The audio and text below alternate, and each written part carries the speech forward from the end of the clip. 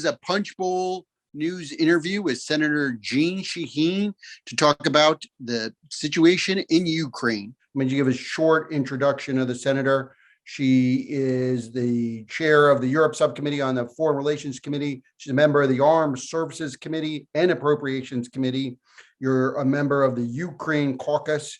You're a co-chair of the NATO Observer Group, and you also started a Free Belarus Caucus. So you're one of the preeminent experts on this issue in the Senate and the Congress, frankly. So I wanted to just start talking about generally, we've seen since last week the invasion of Ukraine by Russian forces, and it's a horrific humanitarian crisis. It's a horrific political crisis, just across the board. It is a huge challenge for Europe, for the United States, for the world. I want to talk about why is this so important for the average American? Why should the average American care what's happening in Ukraine beyond, of course, the humanitarian issue? Why is this so important for U.S. security? Well, first, John, let me just say that this is such a tragedy. I was in Ukraine with a bipartisan group from the Senate in January. At the end of January, we had a chance to meet with President Zelensky, with a number of officials there, and talk to Ukrainians, and to see, at that time, Kyiv was a vibrant city, a beautiful city. Talking to the people who were there, they are looking west. They want their freedom. They want to be a democracy. They want to be part of Europe. They want to be part of NATO. And to see Vladimir Putin upend the world order since World War II and start the biggest conflict in Europe since the end of World War II is a tragedy. And it matters to Americans, because if we allow a dictator like Putin to do this in Ukraine, first of all, what will stop him? And second, what does that say to our other adversaries around the world, to China, to North Korea, to Iran, about their ability to come in and take any country they want, despite what that sovereign country may want? And we've got to do everything we can now to hold Vladimir Putin accountable and to make sure that people understand in Russia what he has done and why this is not acceptable for the global community. I want to read something that President Zelensky said the other day. He said, "This is the beginning of war against Europe, against European unity, against basic human rights, against Europe, against all rules of coexistence on the continent, against the fact that European countries refuse to divide borders by force." Now, since the end of the Cold War, the United States and their allies in NATO, we've extended NATO eastward. And Putin has raised this as an issue, one of the issues behind his invasion of Ukraine.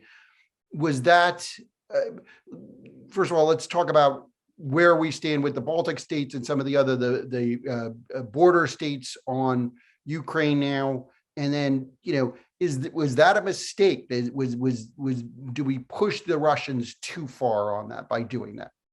No, and in fact, Russia acquiesced to that. Russia, it was before Vladimir Putin was the president, but they were part of those conversations. They knew that was happening. They agreed that was going to happen. And so Vladimir Putin's history is just wrong. And he's also wrong about the NATO alliance. The NATO alliance is a defensive alliance. He keeps talking about, keeps lying about Ukraine being the aggressor, about Western Europe and the United States being the aggressor. That is just a lie, a blatant lie. NATO is a defensive alliance. It has expanded in large part because those countries that were on the border of Russia, who had already experienced Russian aggression, who knew what the Soviet Empire had been to them, the restriction of freedoms, the violation of human rights, the inability of people to prosper, and they didn't want to be part of that anymore. They wanted to be protected. They wanted to be part of the West. And that's what the NATO alliance is all about. I had a chance to meet with, I was in Poland last week after the Munich Security Conference and talking to Polish officials about what they see from Russia and their fears, and the fact that they are so grateful to have American troops on the ground as the president has plussed up our support for our NATO allies, to have the partnership. I was up at Wask Air Force Base, where we are partnering, the 82nd Airborne is partnering with Poland on F-15s and F-16s, and they are grateful to have the United States there and to be part of this defensive alliance, because they know from past experience that if there is not something to stop the Russians, that they have the potential to go into Poland, to go into the Baltic states, to go into Romania, to do the kinds of things that they are doing right now in Ukraine. Let's talk about that. As you mentioned NATO and how important NATO is, should we be, President Biden has deployed more U.S. forces to our Eastern European allies in NATO. Should we be further arming them? I know the Poles are purchasing Abrams tanks. There's talk, I believe they're going to buy F-35s. Should we be selling more weapon systems to these NATO allies? And again, should, in the broader issue of NATO, I know there was a big push under former President Trump. I know President Biden has kept this to step up, to call for NATO allies to increase their defense spending. Is this something we need to continue? Well, it looks obvious we need to continue to do this, but is this something, what's the U.S. role here in terms of arming Eastern European allies in NATO and selling weapons to them? What's our role here? Well, I think we are continuing to work with the NATO countries to encourage them to continue to increase the commitments that they made as part of NATO about what percentage of their budget should be defense spending, because that's what this is about.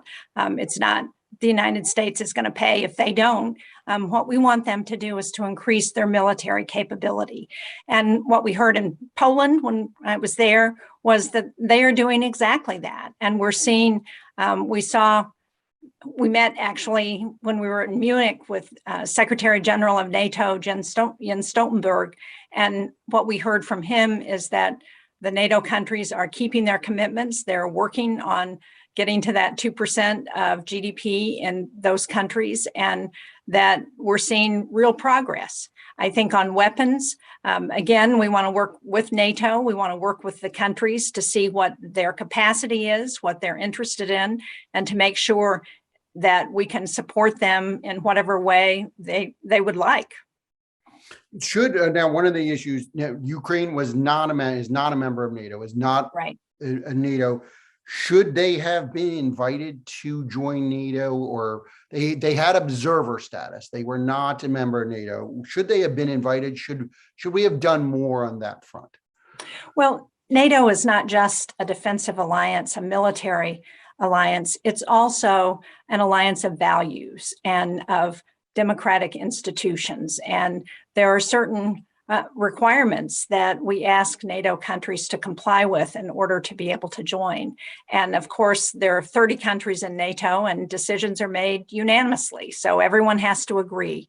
So Ukraine was working towards the commitments that NATO set out for the country to accomplish in order to be able to join NATO, and had made real progress on that, but they hadn't gotten there yet. So I'm hopeful that we will be able to, at some point, see NATO get back, or see Ukraine get back on that path.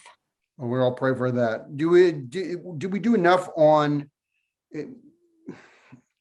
I don't want to criticize this administration or any previous administration. Did we do enough for Ukraine in terms of selling them lethal aid to defend themselves? Could we have done more? And what lessons does that provide to us for, say, the Baltic states or Poland?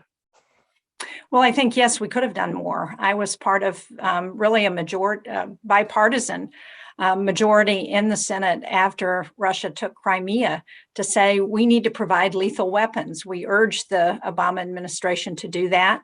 They were very reluctant to do that. We also urged, I remember being in Munich at the security conference right after Russia went into Crimea and meeting with Secretary of State Clinton at the time, who talked about the objections from our European allies over giving Ukrainians lethal weapons. And I think in hindsight, it was not a good decision. I think both many of our European allies who argued that they should not have lethal weapons, if they had the opportunity to do it again, might change their minds.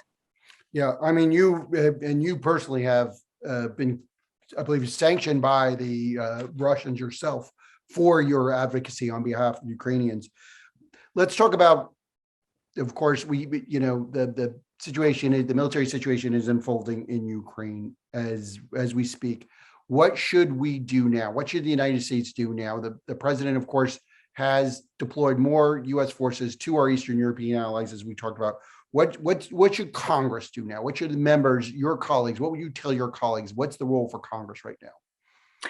Well, we're going to have the Ukraine caucus is going to meet. We're going to be working with the administration on what else we can do to support the Ukrainians. Obviously, if there is an insurgency that's long-term, we want to make sure that we do what we can to support that effort. I think we want to make sure that the humanitarian assistance goes to Ukrainians. We've already heard casualty numbers are going up of civilians as well as military. That's, again, just a tragedy for the people of Ukraine. So I think we're interested in helping in every way we can. And the Biden administration has, in the last 2 years, provided $650 million in aid to Ukraine, both military and other support.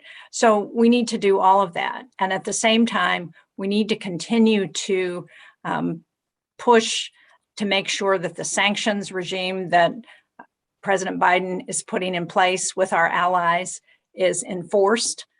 We know that it's going to take some time for that to have an effect, but we need to continue to push on implementing that and to make sure that the Russian military doesn't get any technology, any semiconductors, anything that they have been getting in parts from the United States or our allied countries, that we cut them off totally from getting any of that military equipment.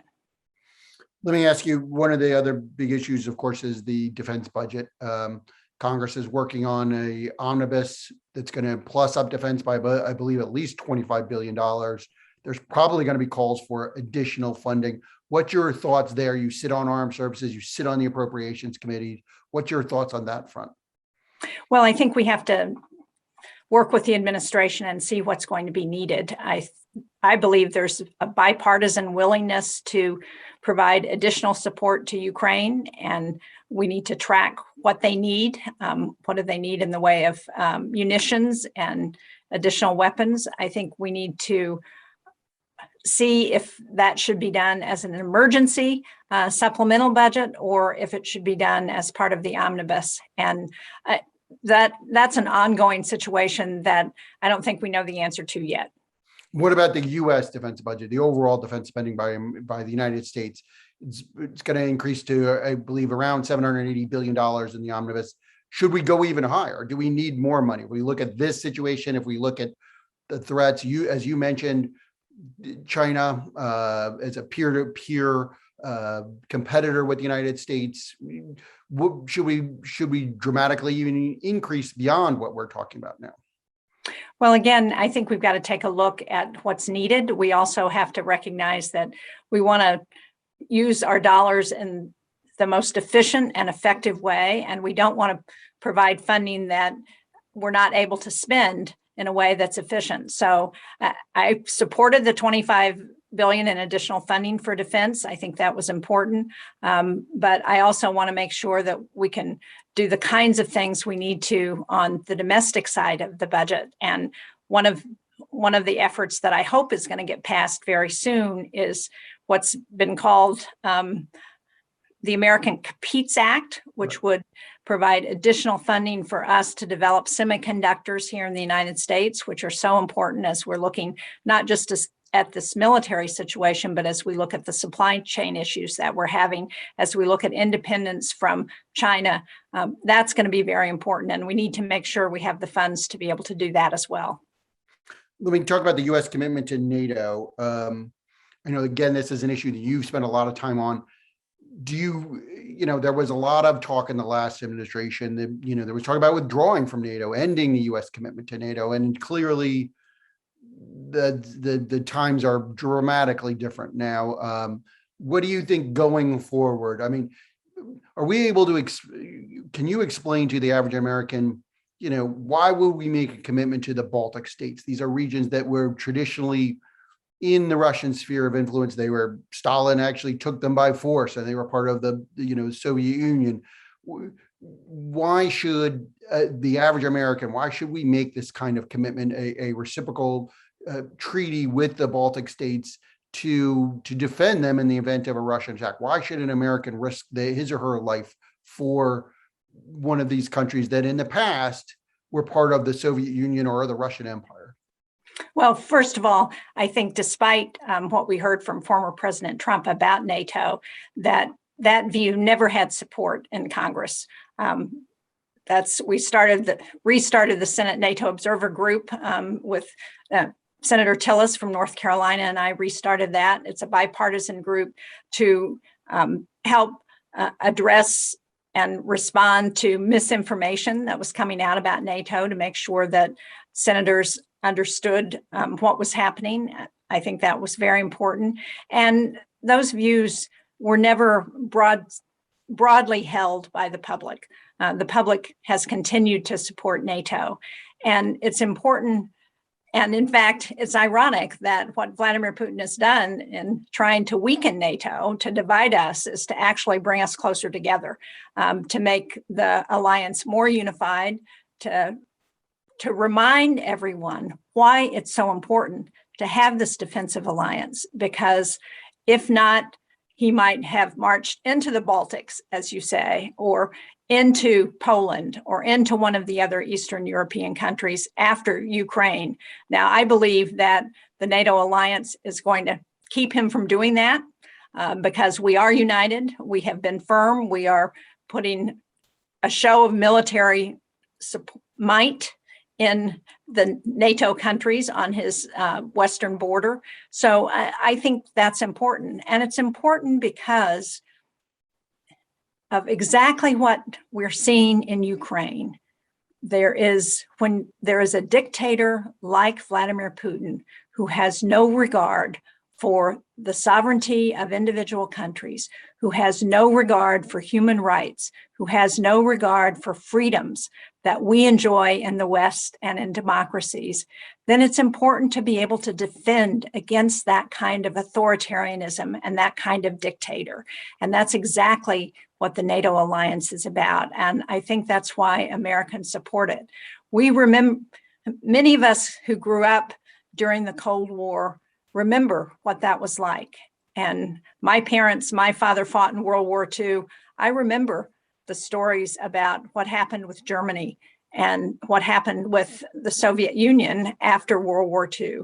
So I don't want that to happen again. I want us to defend and support those countries who are supporting us. Remember, the only time that Article 5, which is the article in NATO that says an attack on one country, one member, is an attack on all of us. The only time that was ever invoked was after the attack on the United States on September 11th, when all of our NATO partners joined in going after al-Qaeda. So we have benefited from NATO, and it's important to remind people just how, at this critical time, just how important that alliance is. Let me just ask you one question and we can go, and I appreciate all your time. Why, if you step back for a minute, it seems like authoritarianism is on the move. The authoritarian governments, China, Russia, we've seen democracy receding. You know, in the post-Cold War era, I think all of us, as you mentioned, we thought there would be a new time of global peace. I mean, we knew there was going to be problems, of course, and there was in 9/11, there was, huge problems afterward, but we did think democracy was the moment for democracy, what we worked our lives for. And now it seems like the authoritarian governments are on the move. Why is that happening, and what can be done? I mean, are we doing enough to really to promote democracy, to promote American values or Western values? Well, I think we need to do more. And democracy is not just in the West, as you know. Japan, South Korea, a number of Indo-Pacific countries are also democracies. And Africa, a number of African countries are aspiring to be democracies because people want their freedom.